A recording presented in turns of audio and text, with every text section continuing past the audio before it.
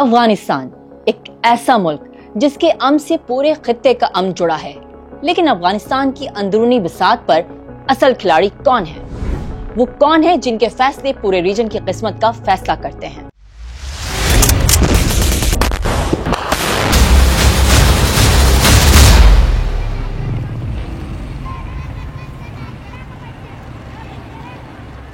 जानते हैं अफगानिस्तान की बिसात के अहम पावर प्लेयर्स को। इसमें सबसे पहला नंबर है तालिबान के अमीरुल मोमिनीन मुल्ला हिबतुल्लाह अख्वंदजादा का। इस वक्त मुल्ला हिबतुल्लाह ना सिर्फ तालिबान तहरीक बल्कि रियासत के भी सुप्रीम लीडर हैं, मगर 2016 से मुल्ला हिबतुल्लाह को ज्यादा लोग नहीं जानते थे। 2016 में तालिबान के बानी सरबराह मुल्ला उमर के जानशीन मुल्ला अख्तर मंसूर के अमरीकी ड्रोन हमले में हलाकत के बाद मुल्ला हिबतुल्लाह को अमीर मुंतखब किया गया था।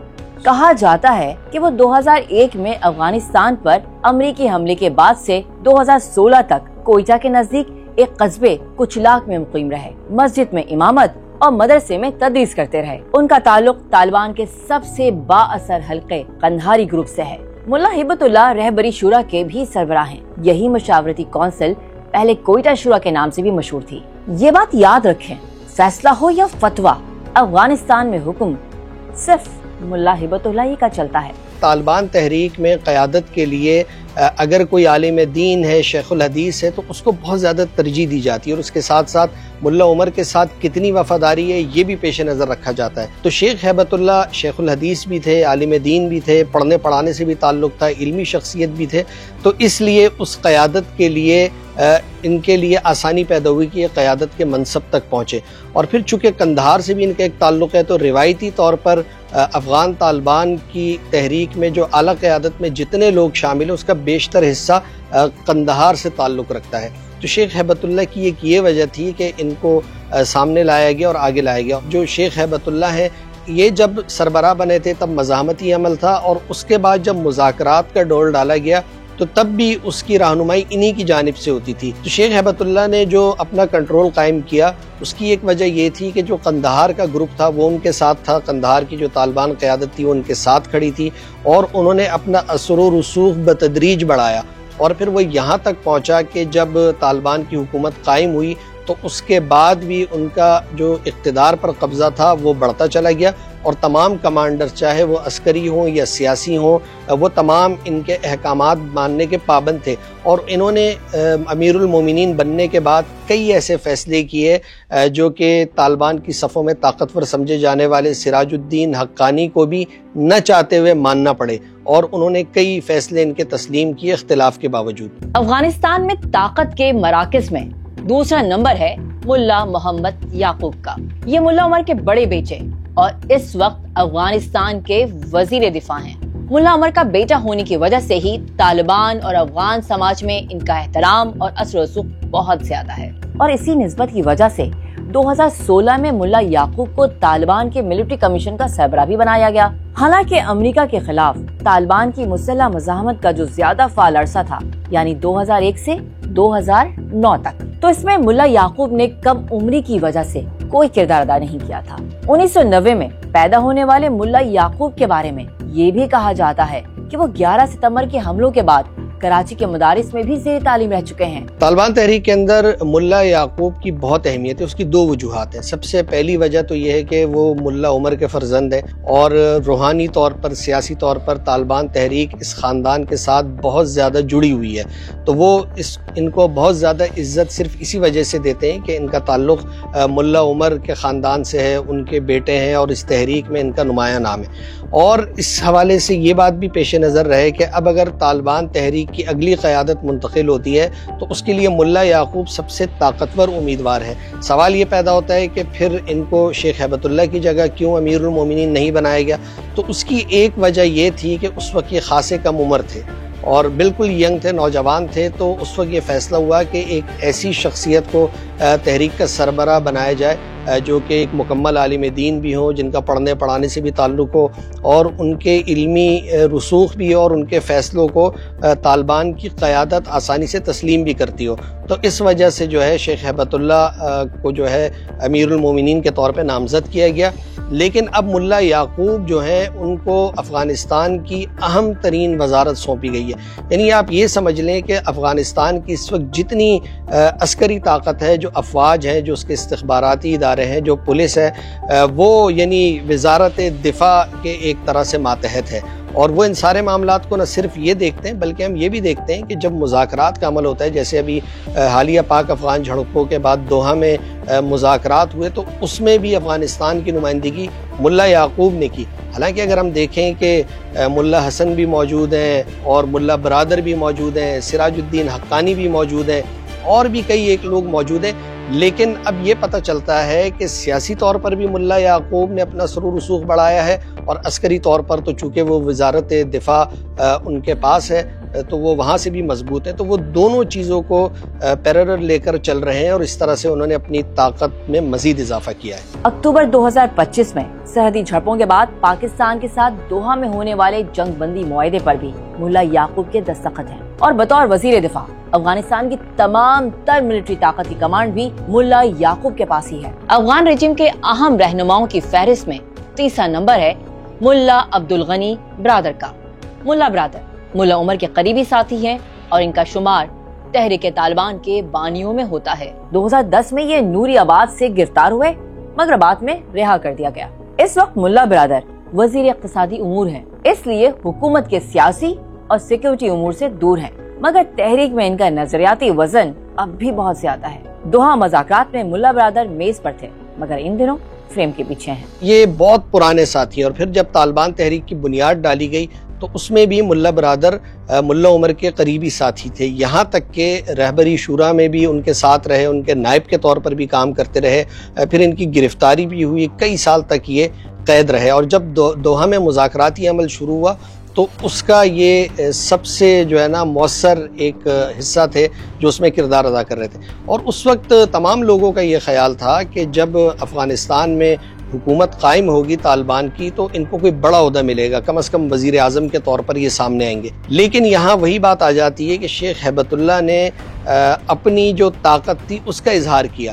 یعنی وہ بنیادی طور پر دو باتیں کہتے ہیں کہ وہ چاہتے ہیں کہ لوگ ان کو اس بات پر یاد رکھیں کہ وہ ملا عمر کے جو احکامات تھے، جو ان کا طریقہ کار تھا، اس کو لے کر چلنے والے ہیں تاکہ اگر وہ کل کو ملا عمر کے سامنے پیش ہو تو ان کو کوئی شرمندگی نہیں ہو. دوسرا، وہ اطاعت کے نام پر اپنی جو طاقت ہے اس کو بھرپور طریقے سے منواتے ہیں. یہی وجہ ہے کہ ملا برادر جو کہ مذاکرات کار کے طور پر سامنے آئے، ان کا بڑا حصہ تھا، ان کو اقتصادی امور کی وزارت دے دی. گو کہ ٹیکنیکل بنیادوں پر دیکھا جائے تو یہ بھی ایک اہم وزارت ہے، لیکن افغانستان کا جو ایک مخصوص پس منظر ہے، جو اس کا سماج ہے، جو اس کی سیاست ہے، اس کی بنیاد پر اگر دیکھیں تو ہمیں ملا برادر ایک طرح سے غیر متعلق وزارت کے عہدے پر نظر آتے ہیں. یعنی ملا عمر کے ساتھی ہونے، ایک طاقتور شخصیت ہونے، مذاکرات میں اہم کردار ادا کرنے، قید کاٹنے کے باوجود شیخ ہیبت اللہ نے یہاں اپنی طاقت ظاہر کی اور ان کو ایک اقتصادی امور کی وزارت دے کر یعنی جو داخلی معاملات ہیں اس سے ایک طرف رکھا. اور دلچسپ بات یہ ہے کہ ملا برادر نے بھی اس کو بالکل منوعن تسلیم کیا. یعنی ان کی جانب سے بھی کوئی احتجاج یا کوئی بات ایسی سامنے نہیں آ سکی جیسا کہ ہم سراج الدین حقانی کے معاملے میں ہم نے دیکھا. تو انہوں نے خاموشی سے شیخ ہیبت اللہ کی طاقت کو بھی تسلیم کیا ہے، ان کی عمارت کو بھی تسلیم کیا، اور جو ان کو کام دیا گیا ہے وہ اس پر جو ہے جت گئے. اس فہرست میں چوتھا نمبر ہے ملا حسن آخوند کا. 80 سالہ ملا حسن آخوند اس وقت افغانستان کے وزیر اعظم ہیں. یہ بھی تحریک طالبان کے بانیوں اور ملا عمر کے اولین قریبی ساتھیوں میں شامل ہیں. یہ بھی ملا ہیبت اللہ کی طرح قندھاری ہیں. ان کے اثر و رسوخ کی وجہ بھی میدان جنگ نہیں بلکہ منبر ہے. ملا حسن کو شیخ ہیبت اللہ نے اس عبوری حکومت کا وزیر اعظم بنایا، اور اگر آپ اس کابینہ کا جائزہ لیں تو وزیر اعظم ایک بڑا طاقتور عہدہ ہوتا ہے. لیکن دلچسپ بات یہ ہے کہ ایک بزرگ شخصیت کو چنا گیا. یعنی وہ ملا عمر کے ساتھی ضرور رہے، کوئی 80 سال کے قریب ان کی عمر ہے، تو اس عمر کا آدمی جو داخلی سیاست میں کوئی مؤثر کردار ادا نہیں کر سکتا. یعنی ہم آسان الفاظ میں کہہ سکتے ہیں کہ وہ کوئی چیلنج نہیں بن سکتا جو کہ شیخ ہیبت اللہ کی طاقت یا اختیار کو چیلنج کر سکے یا کوئی بات کر سکے. تو ان کے لیے ایک بڑا عہدہ ہے. اور آخری عمر میں ان کو ایک ایسا عہدہ مل گیا کہ وہ اس کو بہت اچھے طریقے سے انجوائے کر رہے ہیں، اور ان کو پتہ ہے کہ مزید ظاہر سی بات ہے ان کے پاس کوئی بہت زیادہ وقت نہیں ہے، تو وہ اس صورتحال میں رہتے ہوئے کمفرٹیبل ہیں۔ تو ان کے ساتھ جو شیخ ہیبت اللہ بھی کمفرٹیبل ہیں، ان کو پتہ ہے کہ ایک ایسے وزیر اعظم ہیں کہ جو نہ کسی معاملے میں کوئی اختلاف کریں گے، نہ اس سے روگردانی کریں گے، تو وہ اس طریقے کو لے کر چلتے رہیں گے۔ تو اس بنیاد پر وہ ایک طاقتور شخصیت اپنے عہدے کے اعتبار سے تو ہے، لیکن سیاسی یا عسکری طور پر ان کے پاس ایسی قوت بالکل بھی نہیں ہے کہ وہ انفرادی طور پر کوئی چیز کر سکیں یا افغانستان کی جو موجودہ حکومت کی عملاً سربراہی کرنے والے شیخ ہیبت اللہ ان کو چیلنج کر سکیں۔ اور اب ذرا بات کریں گے افغانستان کی بساط کے ان اہم کھلاڑیوں کی جن کے اس وقت طالبان رجیم کے قندھاری گروپ سے تعلقات اونچ نیچ کا شکار ہیں۔ ایسے رہنماؤں میں سب سے پہلا نمبر سراج الدین حقانی کا ہے، جو اس وقت افغانستان کے وزیر داخلہ ہیں۔ سراج الدین حقانی ممتاز افغان کمانڈر جلال الدین حقانی کے بیٹے ہیں، جو پہلے روس اور اس کے بعد امریکہ کے خلاف مسلح مزاحمت کی قیادت کرتے رہے ہیں۔ مشرقی افغانستان میں امریکی فوج پر کامیاب حملوں کی وجہ سے مغربی میڈیا نے انہیں ڈیڈلی حقانی نیٹ ورک کا نام دیا۔ سراج الدین حقانی قندھاری گروپ سے اختلافات کا اظہار اب اعلانیہ کر رہے ہیں اور کھل کر کہہ چکے ہیں کہ آج جو اقتدار میں بیٹھے ہیں ان کا مزاحمت میں کوئی کردار نہیں ہے۔ مجلسو کې ګورم ډېر خلک داسې لوړ غږیږي، داسې غږیږي چې د فتح هم ځان ته منسوبوي، د قربانۍ هم ځان ته منسوبوي، د سړیتوب هم ځان ته منسوبوي. ګوره خدای نه به عافیت غواړي، خدای نه به سلامتیا غواړي. ما د فتح ځان ته منسوبوي، ما د شهدا بدنام کوي په دې شیانو باندې. دا څوک چې لوړ غږیږي ادب دی مولوي صاحب محترم، تاسو تحقیق وکړئ. خدای کې اور جهاد هم کړی درو. سراج الدین حقانی کے طالبان یا قندھاری گروپ سے اختلاف کی صرف ایک یہی وجہ نہیں ہے، بلکہ اس کا طویل پس منظر ہے۔ سراج الدین حقانی اور شیخ ہیبت اللہ کے جو اختلافات ہیں وہ بھی بڑے اہم ہیں اور بہت دلچسپ ہیں۔ میرا خیال ہے کہ سراج الدین حقانی ایک بڑی واحد شخصیت ہیں جو وزارت کے ہوتے ہوئے انہوں نے اپنے اختلافات کا برملا اظہار کیا، یعنی کم از کم اپنے عمل سے تو اس کا اظہار کیا۔ اختلافات جو پیدا ہوئے، پہلا اختلاف پیدا ہوا تھا جب یہ حکومت بن گئی تھی تو اس کے کچھ ہی عرصے کے بعد، اور وہ اختلاف تھا بچیوں کی تعلیم اور خواتین کی جابز کے حوالے سے، اور اس کے علاوہ کچھ انتظامی تبدیلیوں پر بھی تھا۔ عبدالباقی حقانی وزارت تعلیم میں ہوتے تھے، اور یہ وہ وزیر تھے جو کہ ملا عمر کی کابینہ میں بھی بطور وزیر تعلیم تھے، اور اہم بات یہ ہے کہ یہ اس وقت بھی ملا عمر کے سامنے اور شورا میں کھلم کھلا اس بات کا اظہار کرتے تھے کہ بچیوں کی تعلیم ہونی چاہیے۔ تو جب دوبارہ ان کو وزارت تعلیم دی گئی، بزرگ آدمی ہیں، تو انہوں نے یہی موقع پھر اختیار کیا، اور چونکہ شیخ ہیبت اللہ بچیوں کی تعلیم کے حوالے سے بالکل الگ نقطہ نظر رکھتے ہیں اور وہ اس کو نہیں مانتے ہیں، اور خواتین کی جابز کے حوالے سے بھی ان کا ایک اپنا نقطہ ہے، تو جب شیخ عبدالباقی حقانی نے اس سے اختلاف کیا تو ان کو وزارت کے عہدے سے ہٹا کر شیخ ہیبت اللہ نے اپنا ایک قابل اعتماد شخص جو ہے اس کو وزارت تعلیم دی، جو کہ بالکل شیخ ہیبت اللہ کے نظریے کے مطابق کام کرنے کے لیے تیار تھا۔ تو اب ہوا یہ کہ یہ پہلا ایک اختلاف تھا۔ اس کے بعد اختلاف دوسری بار وہاں پیدا ہوا جب سراج الدین حقانی نے اپنی وزارت میں اپنے ایک معتمد ساتھی حاجی بادشاہ وزیر کو تعینات کیا۔ یہ تعیناتی بھی شیخ ہیبت اللہ کو بالکل اچھی نہیں لگی، اور یہ تعیناتی واپس لے کر حاجی بادشاہ وزیر کو غزنی صوبے میں قدرتی آفات کے محکمے کا ڈائریکٹر تعینات کر دیا گیا۔ یعنی یہ براہ راست ایک طرح سے سراج الدین حقانی کی تذلیل تھی، ان کو بتایا جا رہا تھا کہ آپ نے جو فیصلہ کیا ہے اس کی شیخ ہیبت اللہ کے فیصلے کے سامنے کوئی اہمیت نہیں۔ اچھا، پھر اس کے بعد ایک تیسرا معاملہ ہوتا ہے، وہ یہ ہوتا ہے کہ خوست میں حقانی نیٹ ورک کے ایک سینئر کمانڈر تھے جو گوانتانامو بے میں بھی کئی سال رہے، پرانے جہادی تھے، مولوی نبی عمری۔ یہ خوست کے گورنر کے طور پر موجود تھے، اور خوست جیسا کہ ہم بتا چکے ہیں کہ حقانی نیٹ ورک کے لیے کتنی اہمیت رکھتا ہے سیاسی طور پر، سماجی طور پر۔ اس گورنر کو بھی شیخ ہیبت اللہ نے ہٹا دیا، اور وہاں پر زابل سے اپنے ایک اعتماد کا شخص بھیج کر اس کو گورنری سونپ دی۔ اچھا، جب یہ سارے معاملات ہوئے تو پھر سراج الدین حقانی نے اس فیصلوں کے خلاف اپنے احتجاج کا اعلان عملی طور پر یوں کیا کہ وہ افغانستان چھوڑ کر متحدہ عرب امارات جا کر بیٹھ گئے، اور وہاں عرب امارات کے حکام سے ان کی ملاقاتیں بھی ہوئیں، اور اس کے بعد کئی ماہ وہاں بیٹھنے کے بعد پھر جو افغانستان کے انٹیلیجنس چیف ہیں جو حالیہ مذاکرات میں بھی شامل رہے مولوی عبدالحق وثیق، ان کے رابطہ کرنے پر پھر وہ افغانستان واپس آئے، اور واپس آتے ہی انہوں نے پہلا کام یہ کیا کہ اپنی وزارت سے استعفیٰ دے دیا، اور پھر وہ صورتحال یعنی نمایاں ہونے لگی کہ اختلافات اس درجے تک ہیں۔ پھر مولوی وثیق ان کو لے کر قندھار گئے، اور ان کی 3 دن تک شیخ ہیبت اللہ کے ساتھ طویل ملاقاتیں رہیں، اور ان ملاقاتوں کے بعد استعفیٰ واپس لے لیا گیا۔ لیکن یہ یاد رہے کہ وہ جو تعیناتیاں شیخ ہیبت اللہ نے واپس لی تھیں وہ جو کی تو برقرار رہیں، اس کے اوپر جو ہے نا کوئی فیصلہ نہیں ہوا۔ حقانیوں اور قندھاریوں کے درمیان جو اختلافات ہیں اس پر بہت بات ہوئی، اور بہت سارے لوگ یہ سوچنے سمجھنے لگ گئے تھے کہ اب یہ اختلاف جو ہے وہ طاقت کی طرف جائے گا، اسلحے کا استعمال ہوگا۔ لیکن ایک بات یاد رکھنے کی ضرورت ہے کہ شیخ ہیبت اللہ ہو یا سراج الدین حقانی، یعنی قندھاری ہو یا حقانی، ایک بات بہت اچھی طرح سے جانتے ہیں کہ ان کی طاقت جو ہے وہ ان کے اتحاد میں پنہا ہے۔ یعنی جس دن انہوں نے اپنی آپسی جنگ جو ہے وہ اختلافات سے بڑھ کر بندوق کی سطح پر شروع کی تو ان کا اتحاد نہ صرف ختم ہوگا بلکہ افغانستان سے ان کا کنٹرول بھی ختم ہو جائے گا، اور وہ جو دیگر قوتیں کچھ افغانستان میں اور کچھ افغانستان سے باہر ابھی بھی موجود ہیں وہ پھر اس کا فائدہ اٹھا کر اس اقتدار پہ قبضہ کر لیں گی۔ بلکہ دلچسپ بات یہ ہے کہ جو سابقہ شمالی اتحاد کی لیڈرشپ جو یورپ امریکہ میں مقیم ہے، گو کہ ان کے آپس کے بھی اختلافات ہیں، وہ بھی منتظر ہیں کہ کب ان کے اختلافات اس درجے کے بڑھیں کہ ہمیں موقع مل سکے۔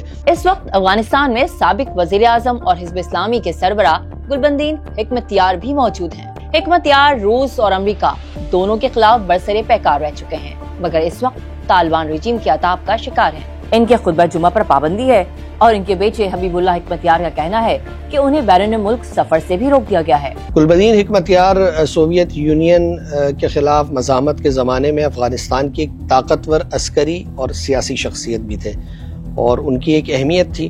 لیکن جب 94-95 میں افغان طالبان نے بلکہ ستمبر 96 میں کابل کا کنٹرول سنبھالا تو اس کے بعد یہ تہران منتقل ہو گئے تھے، اور اگلے 4-5 سال انہوں نے تہران میں گزارے، اور اس کے بعد 2001 میں دوبارہ افغانستان واپس آئے اور اس مزاحمت میں اپنا حصہ ڈالا۔ وہ کہ علامتی حیثیت تھی کیونکہ ان کی تنظیم بکھر گئی تھی، بہت سارے لوگ جو تھے وہ حامد کرزئی کی حکومتوں کا حصہ بن چکے تھے، لیکن ایک علامتی حیثیت کے طور پر وہ موجود رہے۔ 2016 میں انہوں نے ڈاکٹر اشرف غنی کے ساتھ مذاکرات کیے، اس کے بعد وہ کابل آئے تو جلوس کی شکل میں آئے۔ اس کے بعد جو انتخابات کا عمل تھا اس میں وہ شریک بھی ہوئے، اور اس میں جب ہم اس کا جائزہ لیتے ہیں تو وہ بڑے نچلے نمبروں پر تھے۔ یعنی ماضی کی ایک طاقتور شخصیت جو کہ ہمیشہ انتخابات، الیکشن، جمہوریت کی بات کرتی تھی، وہ اپنے نقطہ نظر کے اعتبار سے یعنی نچلے پوزیشن پر تھی۔